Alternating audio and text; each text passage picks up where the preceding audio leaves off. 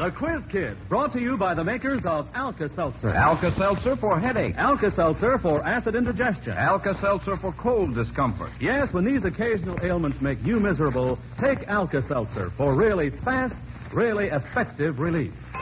Class will now come to order, and here's today's first question. There is one United States president besides George Washington whose birth date is celebrated as a legal holiday in all the states and territories. Which one is it? You'll have to be up on your American history to get that one, friends. And how about it? Do you know the answer? Well, we'll soon find out what these youngsters here in school have to say.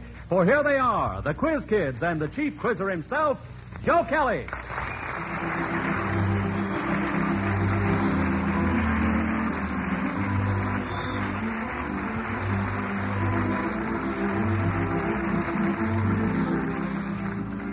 Thank you, Bob Murphy, and hello, everyone. Well, if you attended school last Sunday, folks, you know that today we begin our 9th year on the air. And my sixth sense tells me that we're going to make this an auspicious beginning, too. Yes, if my hunch is right, we'll have our answers popping like fireworks on this 4th of July broadcast. And say, speaking of the 4th, one of the things you quiz kids will want to do in celebration of this 172nd birthday of our country's independence is visit the Freedom Train when it pulls into Chicago tomorrow and see the original copy of the Declaration of Independence.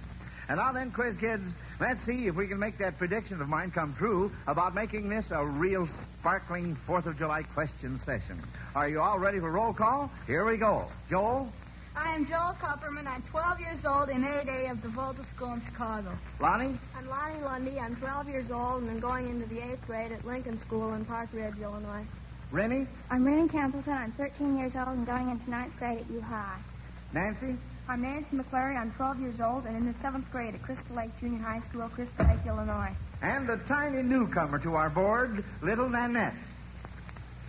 I'm Nanette Hector. I'm 5 years old, and I go to play school. Well, good for you, honey. Yes, sir. Well, let's clear up that first question from Maurice Sider of Chicago. There's one United States president besides George Washington whose birth date is celebrated as a legal holiday in all the states and territories. Which one is it? And we have 4 hands up. Lonnie's hand was first. Well, I think the one you're thinking of is Calvin Coolidge, who was born on July 4th. That's right. But also, I think Abraham Lincoln's birthday is No. Anyway, Calvin Coolidge's is because he was born on July 4th. But that, of course, is recognized as Independence Day, the birthday of the United States. But Calvin Coolidge happened to be born on that day, so actually his birthday is celebrated as a legal holiday. That's right. It was Calvin Coolidge, Lonnie. Yes, sir. That's absolutely right. So Alka-Seltzer gives Maurice Sider of Chicago one of those dandy Zenith portable transoceanic standard shortwave radios known as the king of the portables for sending in that question. That's always the reward when the quiz kids answer your question correctly. If they miss, you get a fine Zenith radio phonograph combination with automatic record changer, the new Cobra tone arm, and 2 FM bands. Think up a question and send it in, friends. Send it to Quiz Kids, Chicago. Well, Mrs. Clara Humphreys of Dallas, Texas, has been reading poems to her youngsters, and she wonders if you quiz kids are familiar with her children's favorites. From these clue words, see if you can identify the poem and recite the first few lines. These words are from what poem? The Dark and the Daylight. Lonnie? Between the dark and the daylight, when the sunlight's beginning to lower, comes a pause in the day's occupation that is known as the Children's Hour, and that's by Henry Wadsworth Longfellow. The poem is The Children's Hour. The Children's Hour. That's right, Lonnie. Now, what poem speaks of a little shadow? Nanette? I have a little shadow that goes in and out with me. And do you know the other part, too? Not all of it, just the next line? Do you know it? Oh, get out, do you? Well, let's hear it. Come on. And what can be the use of him is more than I can see.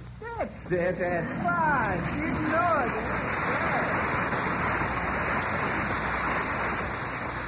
Oh, that was dandy, Nanette. Yeah, that was just dandy. Now, here's a history question from Milt Prince of New York City.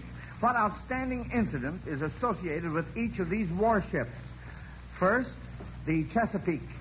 Joel?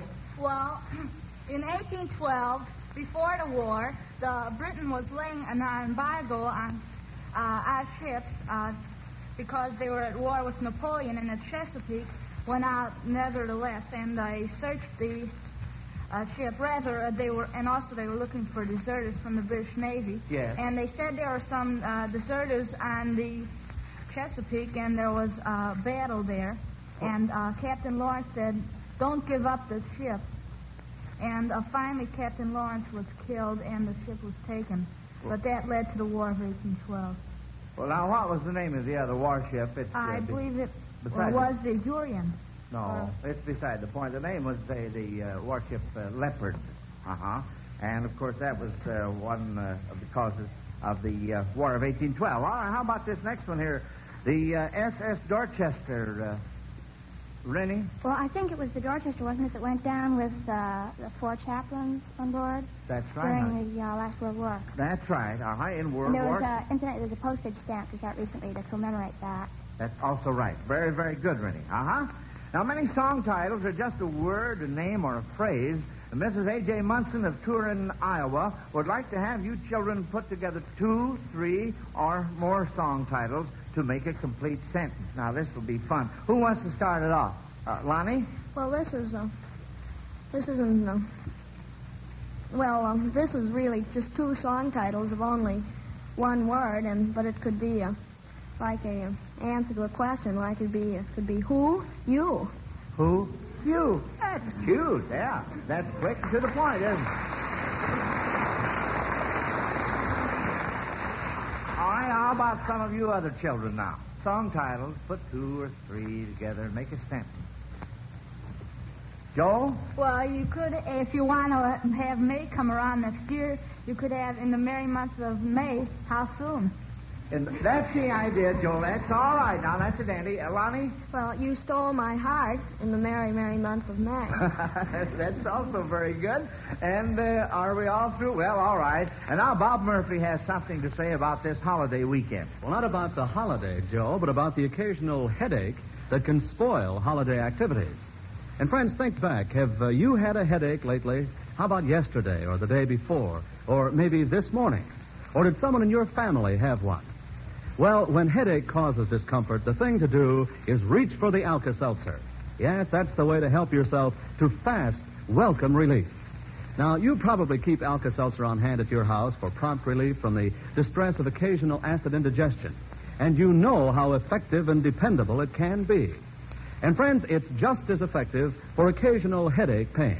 Try it, and you'll agree there's nothing quite like Alka-Seltzer for fast headache relief. There's a good reason for this fast action, too. Alka-Seltzer is completely dissolved before you take it, so its pain-relieving agent, sodium acetyl salicylate, is ready to go right to work, ready to bring you the fast relief you want. So remember, when headache causes grief, misery can be brief.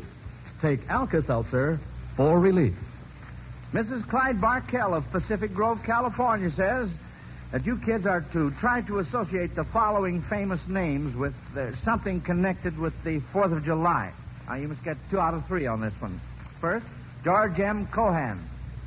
Joel? Well, George M. Cohan, the famous songwriter, was born on July the 4th. So, of course, he's associated with July the 4th. Well, he certainly is. That's right, Joel. Lonnie? He also wrote the song Yankee Doodle Dandy, which in one part of it says, a real live nephew of my Uncle Sam, born on the 4th of July. The boy, Lonnie, that's the boy. And he also wrote another song, too, that lends itself very much to the 4th of July. What is it? You give up on it? All right, Rennie. Didn't he write, you're a grand old He flag? certainly did. You're a grand old flag. That's right, All right, now the second part, President Truman. President Truman. Rennie? Well, he was born in Independence, Missouri. Yes, so what? Well, the July 4th, the Declaration of Independence was written on July 4th, although it wasn't signed until August 2nd. Well, July 4th is Independence Day, so that really takes care of the second part. Now then, you've gotten 2 of them here. Let's see what we can do with the third part. B.O. Plenty. Really? BO, that could stand for the Baltimore and Ohio, which was opened on July 4th, not opened, but it did its first run on July 4th, 1828. Well, that's wonderful, Rennie. I wasn't thinking about that. I was thinking about something else. Nancy. Well, B.O. Plenty has little daughter Sparkle Plenty, and there's Sparklers. That's right, Sparklers. Yes, sir. When Elmer Woodbury of this city heard our anniversary program last week, he learned that a quiz kid is graduated from active service at the old age of 16. He recalls two famous young girls in history and asks if they could have been quiz kids. First one, Joan of Arc, when she first heard voices which directed her to aid the Dauphin of France. Let's see. Well, whose hand was up first? Joel? Well, she was 14 at the time. Well, that's pretty close. So, that's pretty close. Actually, she was 13, Joel. So I'm going... then she couldn't have become a quiz. She could have become a quiz kid because the age limit is 16, but of course there weren't any quiz kids in those days. No, that's right. And even at 14 or 15. All right. Now, Princess Pocahontas, when she saved the life of Captain John Smith. Lonnie. Well, I don't think she could have. I think she was slightly older. I think she died at the age of 22. I'm not sure, but I think they were only married a few years, and I think she saved John Smith after she became 16. I'm not sure of the exact age, though. You're wrong on that, Lonnie. She was only 13 years old when she saved the life of Captain John Smith, so she could have been a quiz kid. Well, that means that Elmer Woodbury of this city wins a big Zenith radio phonograph combination from the makers of Alka-Seltzer for sending in that question that you quiz kids couldn't answer. Let me see now. Say, wait a minute. I haven't lost a quiz kid, have I? You know, folks, little 5-year-old Nanette is so tiny I can hardly see her over there behind her mic. I think I'll ask Nanette a question now, and then just to make sure, she's still here. It won't count on her score because, you see, I'm just checking. Nanette, I'll tell you, let's try a spelling question. How do you spell house, honey? H-O-U-S-E. That's right, H-O-U-S-E. And she's still there, isn't she? Yes, sir. I thought you were going to spell house, and then I thought you were going to spell honey. You know how to spell honey? Don't you? Well, you're one. That's what you are. All right, here we go. G.R. Murphy of Chicago has noticed several baseball games this season in which a player has opposed his teammates of last year. Now, what two teams were playing when these players faced their old teammates? Bob Kennedy. Lonnie. He was playing with the Cleveland Indians, and last year he played with the Chicago White Sox, so the Indians would be playing the White Sox. That's right. He was an outfielder. He's an outfielder. Yes, sir. Bob Kennedy is an outfielder. He's now the Cleveland Indians. How about Roy Partee? Lonnie again? Partee was with the St. Louis Browns now. He was with the Boston Red Sox last year, and he's a catcher. What team is he with now? St. Louis Browns. That's right. He was with the Red Sox last year. And Bob Moncrief. Lonnie again. Cleveland Indians, he's a pitcher for now. Last year he was for the St. Louis Browns. That's right. That's right, Lonnie. Joel, were you going to add something to that? Well, No, I wasn't. Oh, I see. Well, I know you're a baseball fan, too, like all the rest of us. This music question here, kids, is from Joseph Martin of Pittsburgh, Pennsylvania. Our organist, Howard Peterson, will play part of two musical compositions which should suggest outlaws in famous legends. Now, you are to identify the music and tell what each character did to make him an outlaw. Let's have the first one, Howard. Rennie? Well, that is from William Tell overture. That's and right. William Tell refused to bow down to the hat of the, I don't know just what they call him, maybe the sort of a dictator of Switzerland. And he refused to bow down to his hat in the square. And then after that, he escaped from the guards and in the boat. He took over the boat and escaped from the guards. That's right. Joe? Well, actually, that wasn't the actual offense.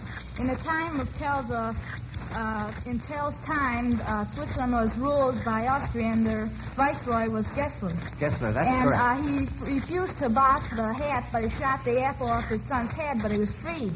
But then the viceroy discovered that he had another arrow. and he had planned, if he missed, to shoot the viceroy. So the viceroy put him in prison then. But the boat that he was on got in trouble, so he had to steer. So he steered it on the rocks and jumped ashore. That's very good. That brings us up to date on that, Joel. Yes, sir. All right, let's see what we can do with this next number.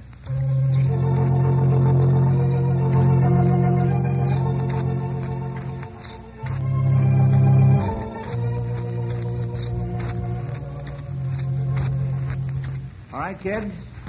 The name of that selection is what? Give up? The name of it is Oh, Promise Me from Robin Hood. Oh, look at the hands go up now. 3 of them right up. Sing just like that. Lonnie? Well, that's Robin. That would be Robin Hood, of course, and he was an outlaw.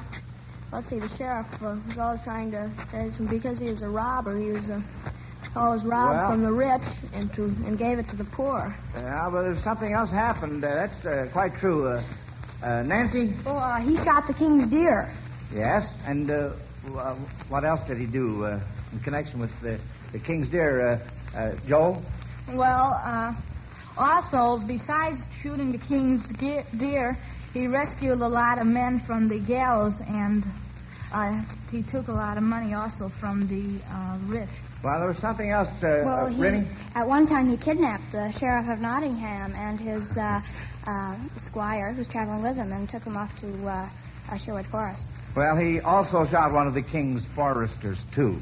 Well, that was a miss, kids.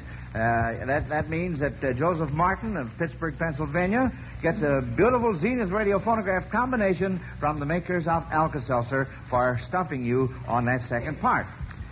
Now, the difficult housing situation suggested this question to Mrs. Robert Clark of Downey, California.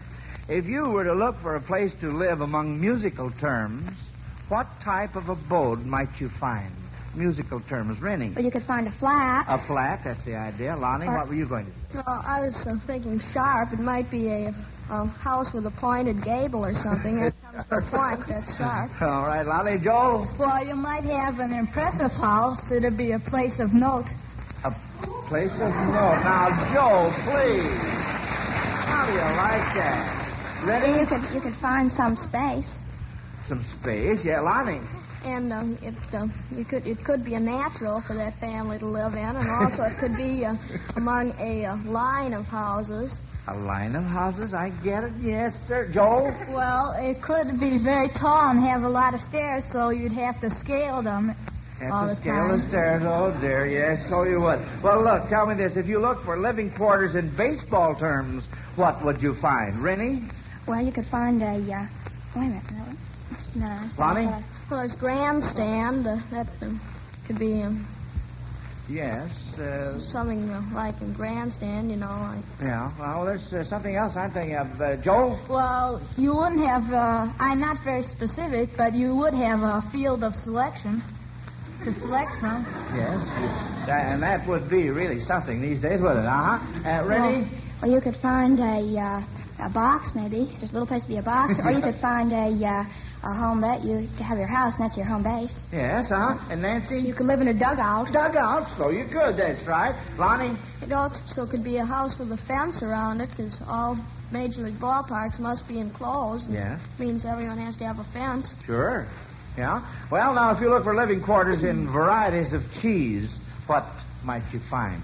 Lonnie? Or Swiss cheese. It could be a Swiss-style home. Yes, Swiss chalet. And Nancy? Well, Swiss cheese has a lot... No, yeah, it has a lot of holes in it. Oh. And if you're a midget, you could live in one of the holes. Yeah, you're a midget. Yeah. Joel? Well, you could live in a cheese box, or you could live and eat them. Yeah, and what were you going to say, Lonnie? Wasn't there a blue cheese also? The Yes. house could be painted blue or something. Yeah, that's right. And there's also, Rennie? Well, I was going to say cheese box, but it could be American cheese. Yeah. Well, American Nancy? You could live in Limburg. Well, yes, if you cared about it, you could that. You could also live in a cottage, that is cottage cheese. Now, before we tackle this next question, it's your turn, Bob Murphy. Oh, thank you, Joe. And I've been thinking of those folks who've been using this 4th of July weekend to get ready for the big vacation of the summer. Hooray! Tomorrow we'll be on our way and no more work for 2 weeks. Boy, oh boy. Yes, dear. Isn't it wonderful? Are we all ready to leave the first thing tomorrow morning? You bet. The bags are packed, the road map's marked, the gas tank is full, and... You didn't forget the... Extra package of Alka-Seltzer? Not on your life. I wouldn't think of starting a trip without the extra package of Alka-Seltzer. Well, there's a happy man. And a wise one, too. Say, how about you, friends? Are those happy vacation days still ahead of you? If so, don't forget that Alka-Seltzer. Long hours of driving, eating just anywhere, any old time, these can add up to such unpleasant ailments as headache, acid indigestion, and muscular fatigue. But with Alka-Seltzer handy, you'll be prepared to enjoy fast relief, pleasant, welcome relief, no matter how far you may be from a drugstore. So remember, when you visit your druggist, ask for 2 packages of Alka-Seltzer. Keep one at home, of course, and take the other one with you wherever you go. For an extra package in the car can act just like a spare. You may not need to use it, but it's wise to have it there.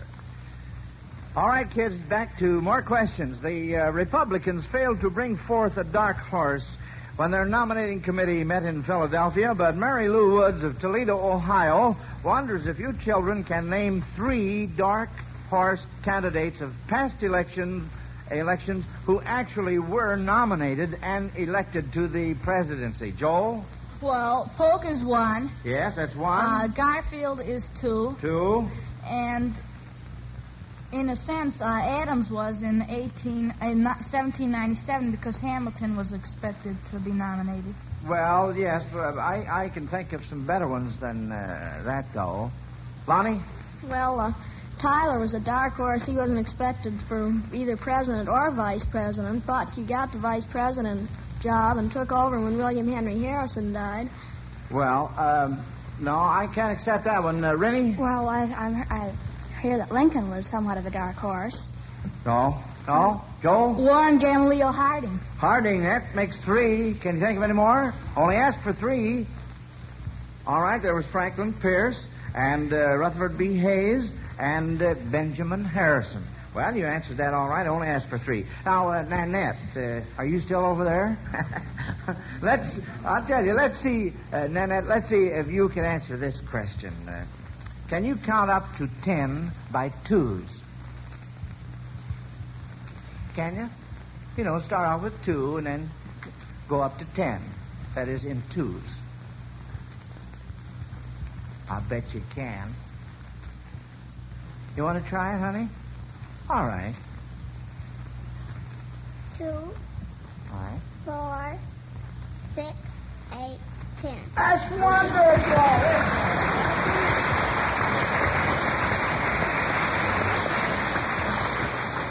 And that's just having the biggest time. She's a little timid at first, like all the kids are, of course. And she's such a little girl, and she's just tee-heeing all over herself there after she answers a question. Well, that's fine now. We all of us enjoyed that very much. Now, Mrs. Mabel Cunningham of Seattle, Washington, wants to test your knowledge of musical instruments with this question, kids. Can you name 5 parts to a violin? Lonnie? There is the G string, there's the there's the G string, there's the F string, there's the D string, there's the E string, there's the tuning fork, or not the tuning fork, but tuning board, and the scroll, and the tailpiece, and the chin rest, and the bridge, and the F holes. Well, now look, Nanette's got her little hand up there. What are you going to say, honey? The chin rest. Did you name the chin rest, Yes. Lonnie? You did? Well, that's all right. She knew it, too, see? Yeah. And can you think of another part of the violin, Nanette? Chin rest. Well, we've got the pegs and... The peg box. The what? Peg box. The peg box, that's right. Yes, sir. And the neck. The what? Neck. The old neck, yes, sir. And the fingerboard. And the what? Fingerboard. The fingerboard. That's right. And the tailpiece. Oh, the tailpiece, yes. The violin has to have a tailpiece, yeah. And, cute as that. All right. Well, you gave me more than 5 between the two of you. Now, can you name 3 parts of a clarinet? Nancy? The ligature, the mouthpiece, and the reed. That's very, very good. What were you going to say, Lonnie? Well, I was going to say the mouthpiece and the reed. Uh-huh. Also, there's a the opening. That's at the other end. Oh, that's definitely a part of the experiment. That's the most important part. Nancy? Well, there's also the barrel. The barrel, uh-huh. Well, I guess you kids know your musical instruments, all right. Now, this question is from Mrs. Erford Love of Oakland, California. She has sent 5 of the new Benjamin Franklin 50-cent pieces. Now, these will be passed out to you right now. And by the way, Mrs. Love wants you children to keep these bright new coins to spend on sodas. All right, now, since you have your 50-cent pieces, you are to think of familiar expressions, slogans, or mottos that any object on the coin might suggest. Rennie. Well, clear as a bell. There's the Liberty Bell on the other side. That's right, clear as a bell. And there's an eagle next to the Liberty Bell, Eagle Eyes or something Eagle like Eyes. that. All right. Lonnie? Go fly your kite. That's because of Benjamin Franklin. Yes. He collected the Nancy? Well, they sometimes call people curly locks. His hair is a little curly on here. Yes. Joe? Well, the date, 1948. Yes. Lonnie? Did she say free as an eagle? No, she said Eagle Eyes. Oh, well, free as an eagle, then. Free as an eagle. All right, Rennie? You're cracked. The Liberty Bell. The Liberty Bell. Oh, that's wonderful. That's fine.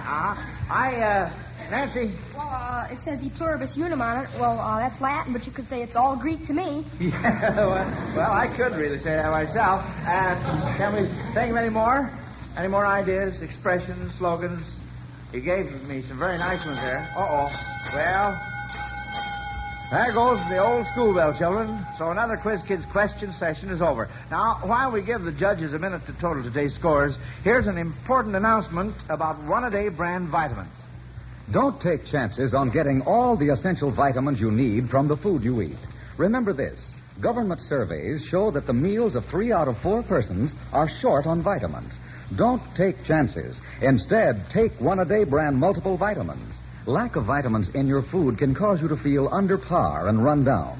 Don't take chances. Instead, take one-a-day brand multiple vitamins. 60 capsules, 2 months supply, only $2 at any drugstore. Potency guaranteed by Miles Laboratories.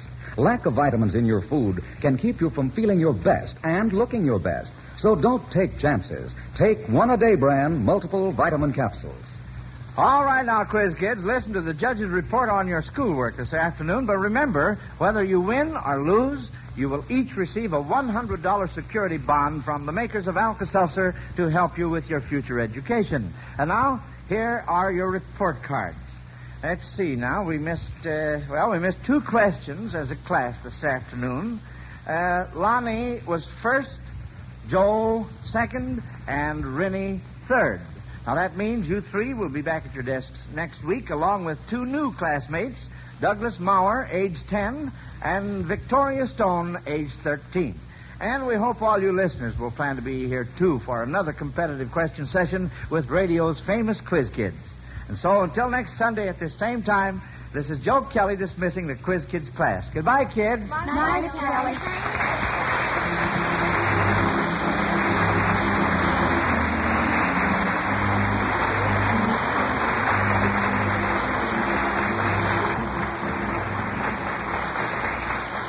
Listen to the Quiz Kids every week and listen to Alka-Seltzer's News of the World every Monday through Friday on most of these NBC stations. This is Bob Murphy speaking.